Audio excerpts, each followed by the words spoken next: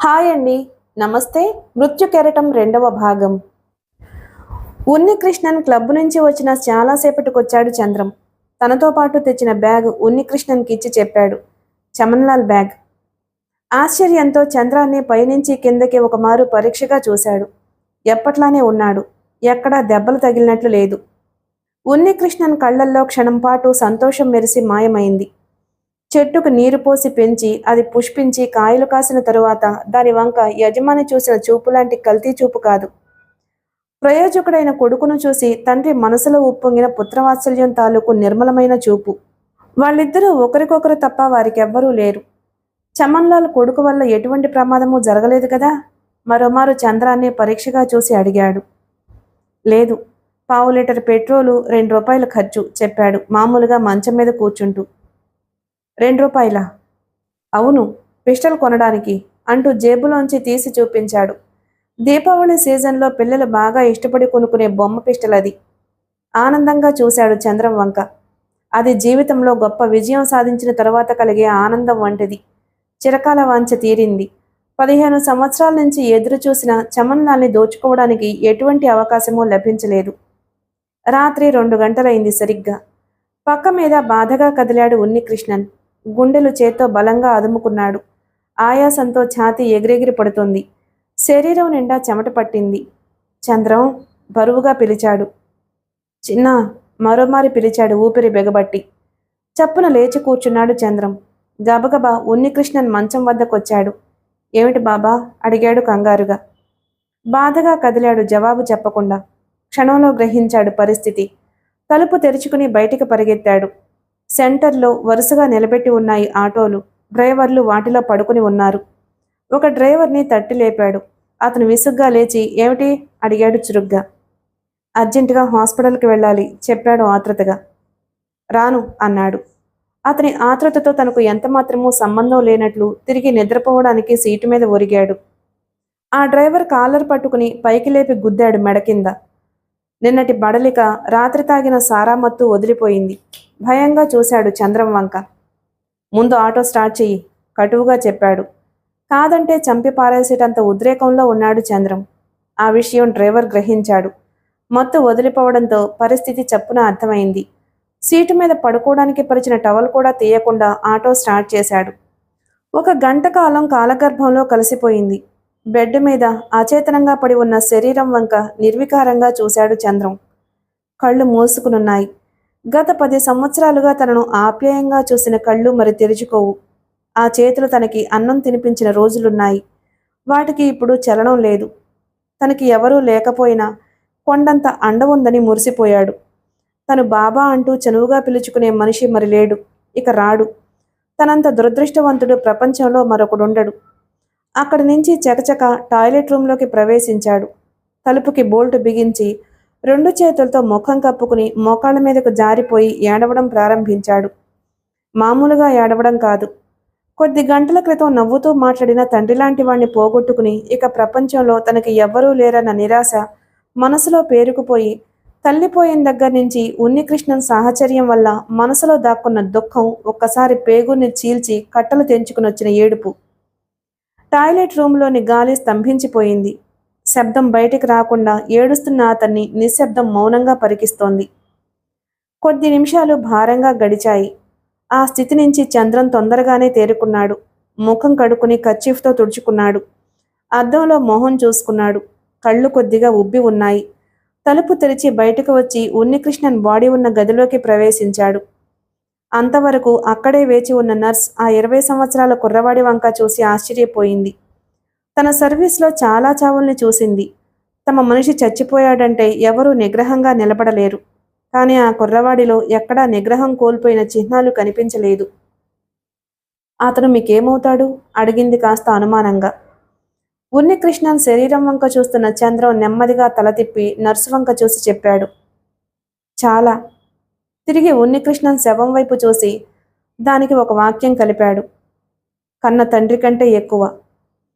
చంద్రం తన జీవితంలో సాధించాల్సిన ఒక కార్యం అప్పటి వరకు వాయిదా పడుతూ వచ్చింది. ఉన్నికృష్ణన్ చనిపోవడంతో ఇప్పుడు చంద్రం బోను నుంచి బయటకొచ్చిన పులి. జంతువుల్ని చంపి తినే మామూలు పులి కాదు. మనిషి రక్తం రుచి చూడాలనుకునే పెద్ద పులి. చంద్రం విచారంగా కూర్చుని ఉన్నాడు. ఆ రోజు చేయాల్సిన కార్యక్రమాలు పూర్తి చేశాడు. బాబా చనిపోయాడనే విషయం కలగా ఉండిపోయింది. అది నిజమని నమ్మలేకపోతున్నాడు. ఒంటరిగా కూర్చుంటే ఏమీ తోచటం లేదు.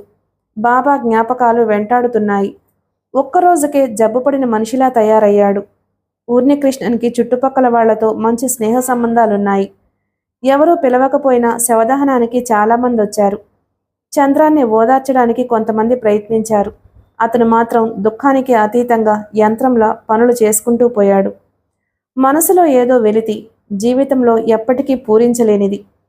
రెండవ రోజు ఊరంతా పిచ్చి పట్టినట్లు తిరిగి రాత్రి 8 గంటలకు వచ్చాడు. ఎక్కడా కాలు నిలవడం లేదు. ఏం చేయాలన్నా మనసు సహకరించడం లేదు. మంచం మీద పడుకుని గోడకి తగిలించి ఉన్న ఉన్నికృష్ణన్ ఫోటో వంక చూశాడు. చిరునవ్వు వెదజల్లుతున్న మొహం. బ్రతకడం కోసం దొంగతనాలు చేసిన అతను చాలా మంచివాడు. ఎవరైనా కష్టాలలో ఉంటే సహించలేకపోయేవాడు. ఏదో విధంగా సహాయపడేవాడు. ఎంతవాడైనా కాలప్రవాహంలో కొట్టుకుపోవాల్సింది. సరిగ్గా ఉన్నికృష్ణన్ ఫోటోకి కింద అల్మరాలో ఉన్న నల్లటి బ్యాగు మీద చంద్రం దృష్టి పడింది.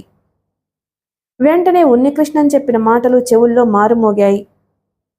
రేపు బ్యాగు తెరిచి అందులో కాగితాలు షాపు అడ్రస్కి పంపించేయి. అదే రోజు ఉన్నికృష్ణన్ చనిపోవడంతో పనుల ఒత్తిడి వల్ల తను పట్టించుకోలేదు. లేచి బ్యాగు తెచ్చి దానిని ఓపెన్ చేశాడు. అందులోని వస్తువులు బయటకు తీశాడు. లోపల డబ్బు, కాగితాలు, ఒక టాబ్లెట్ సీసా ఉన్నాయి. డబ్బు మొత్తం లెక్క పెట్టాడు. 30,000 రూపాయలు, మరికొంత చిల్లర ఉంది. 100 నోట్లు ఒక్కొక్కటి పరీక్షించడం ప్రారంభించాడు. అలా పరీక్షించి కొన్ని నోట్లు పక్కకి తీశాడు. అవి 92 ఉన్నాయి, దొంగ నోట్లు. చంద్రం ఆలోచనలో పడ్డాడు. చమన్లాల్ తెలివిగా వ్యాపారంలో దొంగ నోట్లు చలామణి చేస్తున్నాడు. లక్షల మీద వ్యాపారం చేసే చమన్లాల్కి అవి మార్చడం పెద్ద కష్టం కాదు. దొంగ నోట్లు విడిగా ఉంచాడు. కాగితాలు తెరిచి చూడడం ప్రారంభించాడు. రసీదులు, జమలకు సంబంధించినవి రాసిపెట్టుకున్న వివరాలు, కొన్న బంగారం లెక్కలు రాసిన కాగితాలు ఉన్నాయి. మొత్తం కాగితాలు వాటికి సంబంధించినవి. చివరిగా ఒక కాగితం మిగిలింది. అది కూడా వాటికి చెందింది అయి ఉంటుందని దాన్ని తెరిచి చూడడం అనవసరం అనుకుంటూ చూసిన కాగితాలలో పడేశాడు. మొత్తం రేపు పోస్ట్ చేయాలి అనుకుంటూ నిస్సారంగా వెనక్కి వాలాడు. చమన్లాల్కి దొంగ నోట్లు ఎక్కడివి? అతనే ప్రింట్ చేస్తున్నాడా, లేక ఏదైనా ముఠా నుంచి తీసుకుంటున్నాడా? ముందు దాని గురించి తెలుసుకోవాలి. అది పూర్తయిన వెంటనే తన పని ప్రారంభించాలి. ఇప్పటికే చాలా ఆలస్యమైంది. చమన్లాల్ గురించి ఎలా తెలుసుకోవడం? అతని గురించి తెలుసుకోవాలనుకుంటున్నప్పుడు బ్యాగ్లోని కాగితాలు జాగ్రత్తగా పరీక్షిస్తే ఏదైనా సమాచారం దొరకొచ్చు కదా. ఇటువంటి విషయాల్లో బాబా ఏం చెప్పాడు? చిన్నా, నీ ముందు ఒక ప్రదేశాన్ని పరీక్షించదలుచుకుంటే ముందు నీ కాలి బొటనవేలు దగ్గర నుంచి చూడడం మొదలుపెట్టు. ఎంతో అనుభవంతో చెప్పిన మాటలు తను ఎందుకు ఆచరించలేదు? అప్పుడే తనలో నిర్లక్ష్యం ప్రవేశించిందన్నమాట. ఇటువంటి విషయాల్లో పద్ధతి ప్రకారం పనిచేయకపోతే కష్టసాధ్యమైన తన పని ఎలా చేయగలుగుతాడు? తనని తానే హెచ్చరించుకుని లేచాడు. తిరిగి కాగితాలు తీసి జాగ్రత్తగా చూడడం ప్రారంభించాడు. చకచక కాలం గడిచిపోతుంది. ఒక కాగితం తీసి చూశాడు. అందులో నిలువెత్తు ఫోటో ముద్రించి ఉంది. ఒక పక్క అందమైన అక్షరాలతో ప్రకటన ఉంది. ఒక డాక్టర్ విదేశాల నుంచి స్వదేశానికి వచ్చి హాస్పిటల్ ప్రారంభించిన సందర్భంలో ప్రచారం నిమిత్తం ముద్రించిన కరపత్రం అది. అందులోని ఫోటో మరోమారు పరీక్షగా చూశాడు. పెదవుల మీద సన్నపాటి నవ్వు కదలాడింది. ఆ కాగితంలో ముద్రించి ఉన్న అక్షరాల కింద పెన్నుతో కొన్ని అంకెలు వేసి వాటి పక్కన ఒక వాక్యం రాసి ఉంది. ఎల్లుండి రాత్రి సరుకు వచ్చినప్పుడు పర్సంటేజీ గురించి అడగాలి.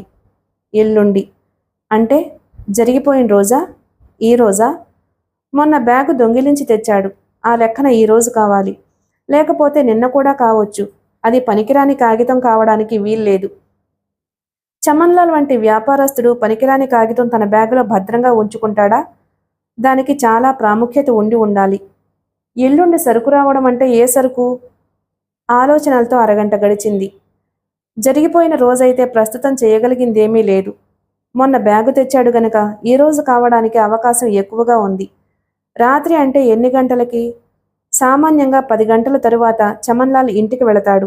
ఆ తరువాతే అయి ఉండాలి. మరో పావుగంట గడిచింది. రాత్రి 8:30 దాటింది సమయం. ఇన్స్పెక్టర్ సుధీర్ కుర్చీలో వెనక్కి వాలి ఒళ్ళు విరుచుకున్నాడు.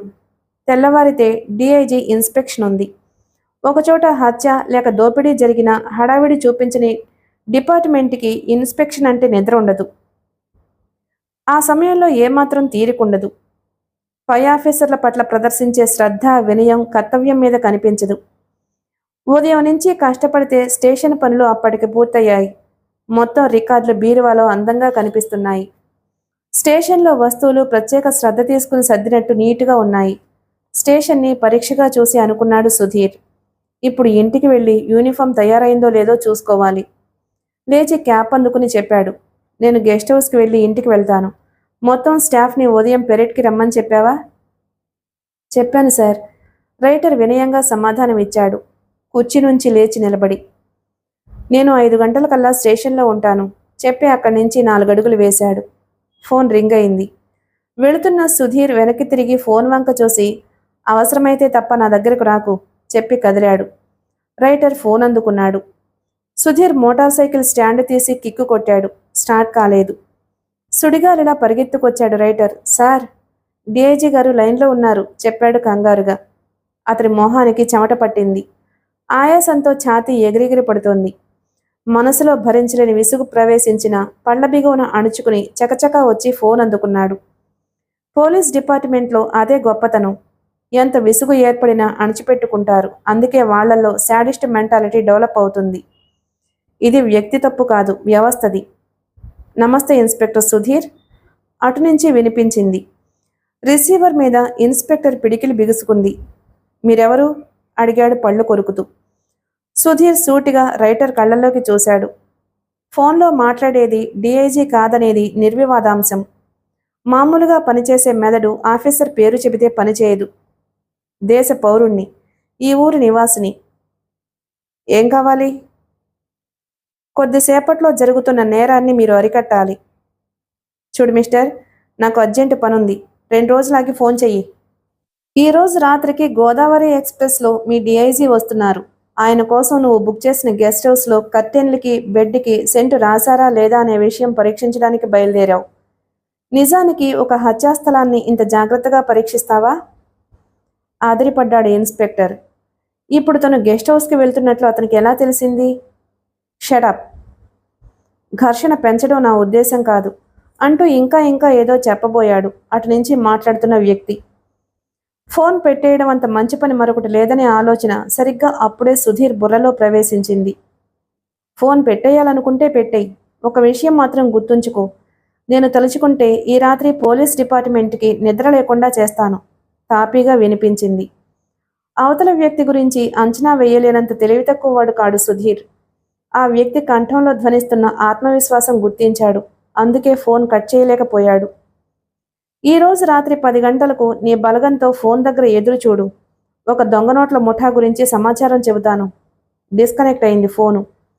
ఫోన్ పెట్టేసి నీరసంగా కుర్చీలో కూర్చుండిపోయాడు సుధీర్. అదే స్టేషన్కి 20 గజాల దూరంలోని పబ్లిక్ టెలిఫోన్ బూత్ నుంచి బయటకొచ్చాడు చంద్రం. తనకు తెలిసిన ఒక మనిషి ఇంటి వైపు బయలుదేరాడు. సుధీర్ వాచి చూసుకున్నాడు. 10:30 దాటింది సమయం. తనకి వచ్చిన ఫోన్ కాల్ మీద నమ్మకం లేకపోయినా ఎదురు చూడక తప్పలేదు. ఒక్కొక్క నిమిషం గడిచే కొలది అనుమానం పెరిగిపోతుంది. తనను ఎవరైనా ఫూల్ను చేయడానికి ఫోన్ చేశారేమో అని. నిజమైన ఇన్ఫర్మేషన్ అయితే బాధ లేదు, ఫాల్స్ అయితే తనకి అక్షింతలు తప్పవు. తనతో పాటు 6 జవాన్లను కూడా స్టేషన్లో ఉంచుకున్నాడు. ఇన్స్పెక్షన్ పెరేడ్కి మొత్తం గైరుహాజరు కింద లెక్క. ఇది తన ప్రమోషన్ మీద ప్రభావం చూపించదు కదా. ఆలోచనల్లో మునిగిపోయాడు. స్టేషన్ ముందు జీపు రెడీగా ఉంది. జవాన్లు వరండాలో కూర్చుని కబుర్లు చెప్పుకుంటున్నారు.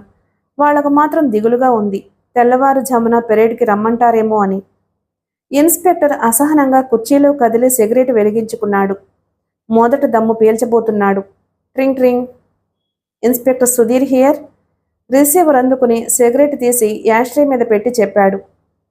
5 నిమిషాల క్రితం AAZ 6542 నెంబర్ గల కారు గాంధీనగర్లోని రాజామేడకు ఎదురుగా ఉన్న బిల్డింగు కాంపౌండ్లోకి వెళ్ళింది. కారులో డ్రైవర్ కాక 2 ఉన్నారు. కారు రంగేమిటి? White colour Ambassador. అందులో దొంగ నోట్లున్నాయా? లేవు. కారులో వచ్చిన 2 లోపలికి వెళ్లారు. ఒక అతని చేతిలో సూట్ కేసు ఉంది, అందులో ఉంటాయి. ఆ బిల్డింగు సేటు చమన్లాల్ది. వాళ్ళు లోపల మరో 10 నిమిషాలు ఉంటారు. నీ పేరు? వెళ్ళేటప్పుడు ఒక విషయం మర్చిపోకు. యాష్ట్రే మీద పెట్టిన సిగరెట్ తీసుకోవడం. ఫోన్ డిస్కనెక్ట్ అయింది. సేఫ్టీ పిన్ తీసేసిన గ్రైనేట్ జేబులో పెట్టుకున్నట్లు అదిరిపడ్డాడు సుధీర్. ఎన్నో అనుమానాలు, ఆలోచించడానికి వ్యవధి లేదు. యాష్ట్రే మీద సిగరెట్ అందుకుని కదిలాడు వేగంగా. క్షణాల్లో స్టేషన్ వదిలి దూసుకుపోయింది జీపు. చమన్లాల్ బిల్డింగ్ చేరడానికి 5 నిమిషాలు పట్టింది. ముందు వాచ్మెన్ని, కారు డ్రైవర్ని అదుపులోకి తీసుకున్నాడు. క్షణాల మీద మిగతా వాళ్ళని అరెస్ట్ చేశాడు. ఫోన్ చేసి వ్యాన్ రప్పించాడు. తను అరెస్ట్ చేసిన 9 మందిని వ్యాన్ ఎక్కించాడు. సూట్ కేసుతో సుధీర్ జీపు వైపు వెళ్తున్నాడు. అతనికి సంతోషంగా ఉంది. ప్రమోషన్ చాలా తొందరగా వస్తుందని. ఆ దారిన వెళ్తున్న మోటార్ సైకిల్ జీపు వద్ద ఆగింది. ఏం జరిగింది సార్? అడిగాడు మోటార్ సైకిల్ మీద కూర్చున్న యువకుడు. అతను స్టూడెంట్ మాదిరి కనిపించడంతో వచ్చిన కోపాన్ని పళ్ల బిగువున అదిమి పెట్టుకుని, రేపు పేపర్లో చదువు అన్నాడు. ఆ యువకుడు మాట్లాడకుండా మోటార్ సైకిల్ పోనిచ్చాడు. అతను చిన్నగా నవ్వుకోవడం ఇన్స్పెక్టర్ గమనించలేదు. పనిలేని ప్రతివాడు ప్రశ్నించేవాడే అని మనసులో అనుకున్నాడు. ఆ యువకుడే తనకి ఫోన్ చేసిన వాడని తెలియదు. జరిగిన సంఘటనలు ఒకదానితో మరొకటి సంబంధం లేకపోవడం వల్ల గుర్తుపట్టే అవకాశం లేకపోయింది. ముందు వ్యాను, వెనుక జీపు బయలుదేరాయి. అప్పటికి మోటార్ సైకిల్ సందు మలుపు తిరిగింది. మోటార్ సైకిల్ మీదున్న చంద్రం మనసులో నవ్వుకుంటున్నాడు. చమన్లాల్ పని పూర్తయినట్లే. ఇక తన పని ప్రారంభించాలి. తర్వాత చేయాల్సిన దాని గురించి పథకం అతని మనసులో రూపుదిద్దుకుంటుంది. మోటార్ సైకిల్ దూసుకొచ్చి పొదల పక్కన ఆగింది. దాని మీద నుండి చంద్రం దిగి చుట్టూ పరిశీలనగా చూశాడు. ఆ ప్రదేశంలో పెద్ద మార్పు కనిపించలేదు అతని కంటికి. దూరంగా ఒక ఫ్యాక్టరీ కనిపిస్తుంది. ఫ్యాక్టరీ గొట్టం నుంచి పొగ బయటకొచ్చి గాలిలో కలిసిపోతుంది. అంటే లాస్ట్ షిఫ్ట్ ప్రారంభమైందన్నమాట. ఆ ఫ్యాక్టరీ 24 గంటలు పనిచేస్తుంది. 3 షిఫ్ట్లుగా వర్కర్లు అందులో పనిచేస్తారు. అందులోనే పనిచేస్తున్న ఒక వ్యక్తి చంద్రానికి కావాలి. అతను ఏ షిఫ్ట్లో ఉంటాడో తెలియదు. కానీ అతను సామాన్యంగా చివరి షిఫ్ట్ పనికి వెళ్ళడు. ఆ సమయంలో ఇంట్లోనే ఉండొచ్చు. ఆలోచిస్తూ ఒక పక్కకి చూశాడు. దూరంగా పల్లంలో ఊరు కనిపిస్తుంది. చీకట్లో మసగ్గా ఊరు కొంచెం పెద్దదైనట్లు తోచింది అతనికి. ఊరు మొత్తం 5 వీధుల సముదాయం. అందులో నివసించే ప్రజల్లో 90% ఫ్యాక్టరీ వర్కర్లే. అటువైపు నడిచాడు చంద్రం. అతను నడుస్తున్న దారి తిన్నగా ఊరిలోకి వెళ్తుంది. ఊరిలోకి ప్రవేశించిన తరువాత చుట్టుపక్కల ఇళ్లని చూసుకుంటూ నడిచాడు. ఒకచోట పెద్ద స్థలంలో చిన్న పాక కనిపించింది. అది స్కూల్ అనే విషయం తెలియపరుస్తూ శిథిలావస్థలో వేళ్లాడుతున్నదో బోర్డు. దాని ముందు నిలుచున్నాడు కాసేపు. అక్కడి నుండి నెమ్మదిగా అడుగులు వేసుకుంటూ సందు చివరి వరకు నడిచి పక్క సందులోకి తిరిగాడు. అతను ప్రతి ఇంటిని పరీక్షగా చూస్తూ నడుస్తున్నాడు. లాస్ట్ షిఫ్ట్ తరువాత ఆ ఊరిలో జనసంచారం ఉండదు. అందుకే ఆ సమయాన్ని ఎన్నుకున్నాడు చంద్రం. ఒక ఇంటి ముందు ఆగాడు. కాసేపు ఆ ఇంటిని పరీక్షగా చూసి మెట్లెక్కాడు. కాస్త టెన్షన్ మొదలైంది అతని మనసులో. ఒకసారి బలంగా ఊపిరి పీల్చి వదిలాడు. చేత్తో తలుపు తట్టాడు. ఎటువంటి రెస్పాన్స్ రాలేదు. మరోసారి తట్టాడు. కొంతసేపు నిరీక్షించి ఈసారి గట్టిగా తట్టాడు.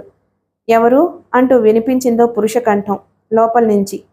ఆ కంఠంలో నిర్లక్ష్యం ధ్వనిస్తుంది. నేను చెప్పాడు చంద్రం. అదో విచిత్రమైన సమాధానం. లోపల నుంచి ప్రశ్నించిన వాళ్ళకి జవాబులా ఉంటుంది, కానీ అది జవాబు మాత్రం కాదు. కొన్ని క్షణాల తరువాత తలుపు తెరుచుకుంది. గుమ్మం అవతల ఒక వ్యక్తి నిలబడి ఉన్నాడు. లోపల పక్క లైటు వెలుగుతున్నా అతని మొహం స్పష్టంగా కనబడడం లేదు. ఆ గదిలో ఎవరూ లేరని గ్రహించాడు చంద్రం అతని వెనక నుంచి లోపలికి చూసి. ఎవరు కావాలి అడిగాడు ఆ వ్యక్తి అసహనంగా. ఏసుపాదం చెప్పాడు చంద్రం నిర్వికారంగా. నేనే, ఏం కావాలి అడిగాడు విసుగ్గా. మరోమారు అతని వంక పరీక్షగా చూసి పిడికిలి బిగించి గుద్దాడు మొహం మీద. ఆ దెబ్బకి అతను వెనక్కి తూలాడు. ఏం జరుగుతుందో ఒక క్షణం అతనికి అర్థం కాలేదు. అర్థం చేసుకునేలోగా చంద్రం కుడికాలు విసురుగా తగిలింది మెడ మీద. అదిరిపడ్డాడు ఏసుపాదం. అతని మెదడు మొద్దుబారిపోయింది. గట్టిగా అరవాలనే ఆలోచన కూడా అతనికి రాలేదు. లేవడానికి ప్రయత్నిస్తున్న ఏసుపాదం మొహం మీద మరోసారి తన్నాడు చంద్రం. మెరుపులా కదులుతున్నాడు. ఏసుపాదానికి ఏమాత్రం అవకాశం ఇవ్వకుండా. ఏసుపాదం తల గచ్చుకు గుద్దుకుంది. అప్పుడొచ్చింది అరవాలనే ఆలోచన. అయితే అప్పటికే ఆలస్యం జరిగిపోయింది. నిర్జీవంగా తలవాల్ చేశాడు. అతనికి స్పృహ తప్పింది.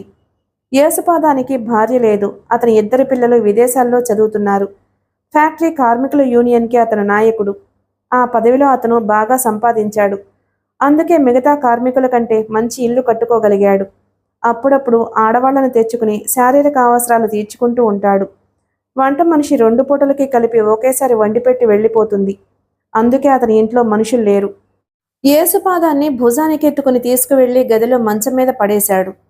మొల చుట్టూ ప్యాంటు మీద చుట్టుకున్న తాడు విప్పి దానిని 4 ముక్కలు చేశాడు. యేసుపాదం కాళ్ళు చేతులు కదలకుండా 4 పక్కలా కట్టాడు. తరువాత ఆ ఇంటిని పరిశీలించడం మొదలుపెట్టాడు. వంటింట్లో అతనికి గ్యాస్ స్టవ్ కనిపించింది. దానిని చూడగానే ఫ్లాష్ లాంటి ఆలోచన వచ్చింది చంద్రానికి. స్టవ్కి కనెక్ట్ చేసి ఉన్న రబ్బర్ గొట్టాన్ని పీకేసి సిలిండర్ మోసుకొచ్చి యేసుపాదాన్ని కట్టేసిన మంచానికి 5 అడుగుల దూరంలో అతనికి కనిపించే విధంగా ఉంచాడు. తెరిచి ఉన్న తలుపులు మొత్తం మూసేసి బాత్రూం తలుపు మాత్రం తెరిచి ఉంచాడు. మరోసారి ఓపిగ్గా వెతకడం ప్రారంభించాడు గదులన్నీ. అరగంట తరువాత దొరికాయి అతనికి కావలసిన వస్తువులు. అవి కొవ్వొత్తి, దారపు రీలు. అవి తీసుకుని బయటకు వెళ్లి చిన్న రాయి పట్టుకొచ్చాడు. అది 50 గ్రాముల బరువు ఉంటుంది. గది నిర్మాణాన్ని మరోసారి పరీక్షించాడు. ఆ సమయంలో అతను నిశితంగా ఆలోచిస్తూ చకచక తనకి కావాల్సిన వస్తువులు సమకూర్చుకుంటున్నాడు. టేబుల్ ఫ్యాన్ వైరు పట్టుకుని లాగి చూశాడు. అది రాలేదు. ఒక కాలుతో ఫ్యాన్ తొక్కిపట్టి వైరు తెంపాడు. దానిని టేబుల్ లైట్ వైరుకి కలిపాడు. టేబుల్ని యేసుపాదానికి ఎదురుగా లాగి దాని మీద లైటు ఉంచాడు. ప్లగ్గు పెట్టి లైటు వెలిగించి చూశాడు. లైటు వెలిగింది. దారానికి చివర రాయి కట్టి టేబుల్ లైట్ స్విచ్కి ఎదురుగా కొంత ఎత్తులో పట్టుకుని కిందకు వదిలాడు. రాయి తిన్నగా స్విచ్ మీద పడింది. అనుకున్న ఫలితం రాలేదు.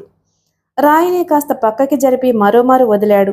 అది స్విచ్కి ఒక చివర పడి లైటు వెలిగింది. తృప్తిగా తలాడించి టేబుల్ లైట్ ఆర్పేశాడు.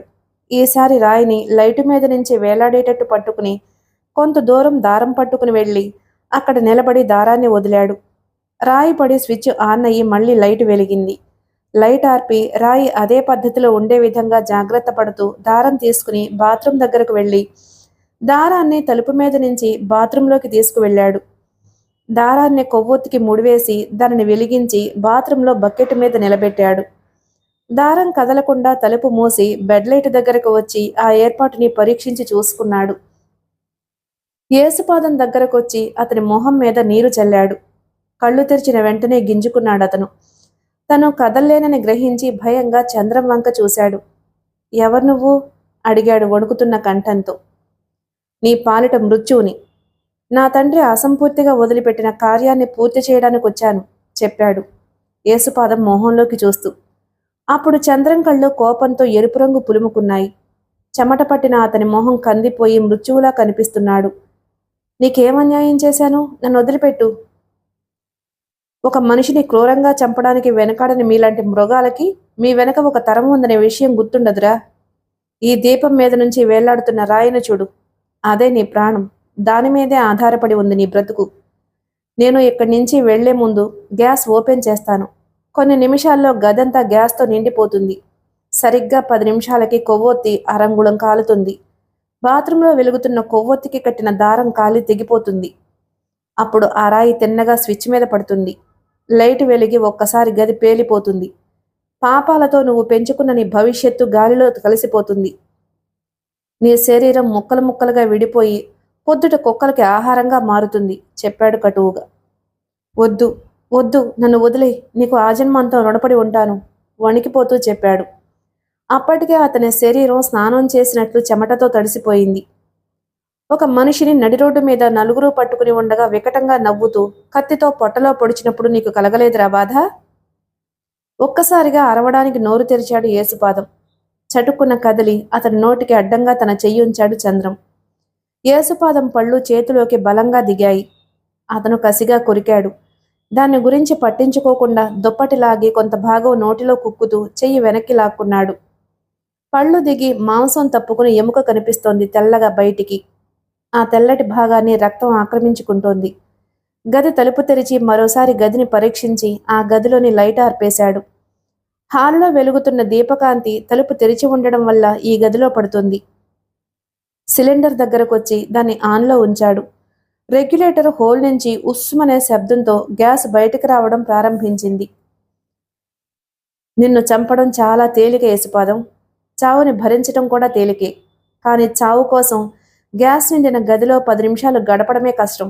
గడుస్తున్న ప్రతి సెకను నిన్ను మృత్యువుకి దగ్గరగా తీసుకువెళ్తుంటే ఆ ఆలోచన నిన్ను చిత్రవద చేయడం గొప్ప అనుభూతి. వస్తాను చెప్పి తలుపు మూసి వడివడిగా నడుచుకుంటూ బయటకొచ్చాడు. 2 సందులు దాటి ఒక సందులో ప్రవేశించాడు. ఒకచోట చిన్న ఖాళీ స్థలం ఉంది. అది చెత్తా చెదారంతో నిండిపోయి ఉంది. దాని ముందు నిలుచున్నాడు చంద్రం. అతని కళ్ళ నుంచి 2 కన్నీటి బొట్లు రాలి కింద పడ్డాయి. దాని వంక చూస్తూ శిలలా ఉండిపోయాడు. ఆ స్థలంలో ఒక ఇల్లు ఉండేదన్న దానికి గుర్తులేమీ లేకుండా చెత్త కుప్పలు ఎత్తుగా ఉన్నాయి. ఒక వ్యక్తి నిస్వార్థ సేవకు మెచ్చి ఇచ్చిన కానుకలవి. చెత్తను తప్పించి చూస్తే అందులో ఒక ఇంటి శిథిలాలు కనిపిస్తాయి. ఒక్కసారిగా ఆకాశం పెటేలిన బద్దలైన శబ్దం. తలెత్తి చూశాడు చంద్రం. పెద్ద మంటతో పాటు తునాతునకలైన డాబా భాగాలు కనిపిస్తున్నాయి. యేసుపాదం శరీరం చిన్నాభిన్నమై వాటిలో కలిసిపోయి ఉంటుంది. చిన్న చిన్న మాంసపు ముక్కలు తప్ప శవం కనిపించదు. చంద్రం ఒక నిట్టూర్పు విడిచి అక్కడి నుంచి కదిలాడు అతి కష్టం మీద. మొదటిగా ఆ సందులో ఒక ఇంటి తలుపు తెరుచుకుని బయటకొచ్చాడో వ్యక్తి. వెళుతున్న చంద్రాన్ని చూసి అడిగాడు. ఏదో పేలిన శబ్దం వినిపించింది. ఏం జరిగింది? యూనియన్ నాయకుడు యేసుపాదం ఇల్లు పేలిపోయింది చెప్పాడు నిర్లిప్తంగా, ఆగకుండా వెళ్ళిపోతూ. ఇది అతను జీర్ణించుకునేసరికి మరికొంతమంది బయటకొచ్చారు. చంద్రంతో మాట్లాడిన వ్యక్తి తనకి సమాధానం చెప్పిన మనిషి కోసం చూశాడు.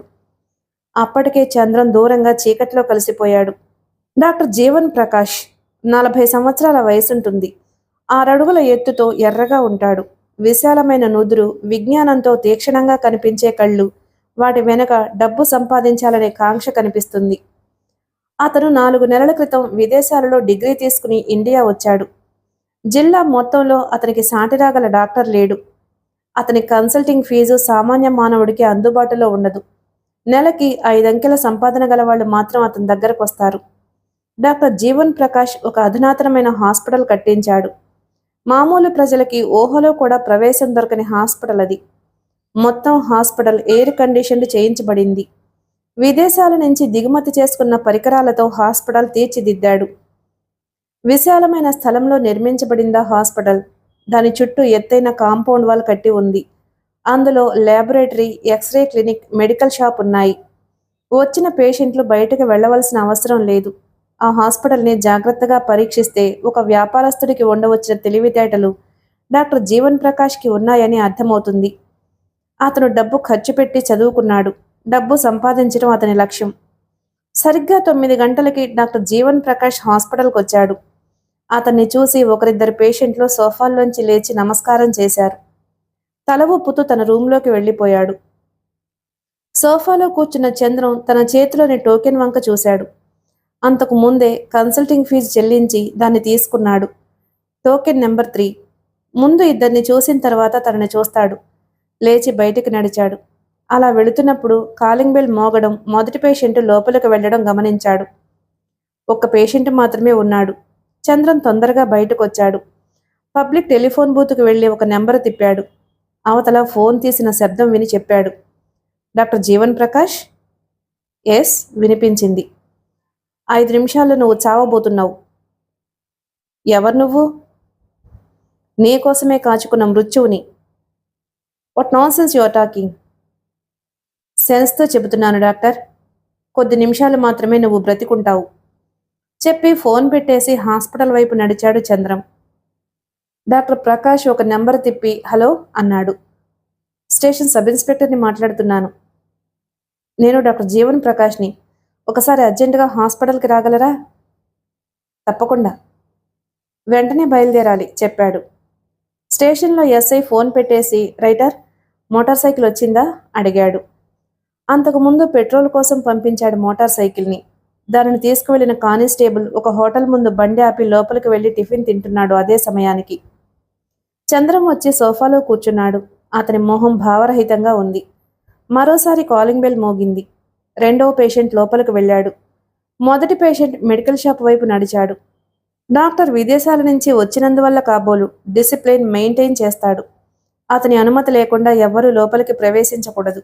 అవసరమైతే ఇంటర్కంలో చెప్పాలి. మరో పావుగంటకి కాలింగ్ బెల్ మోగింది.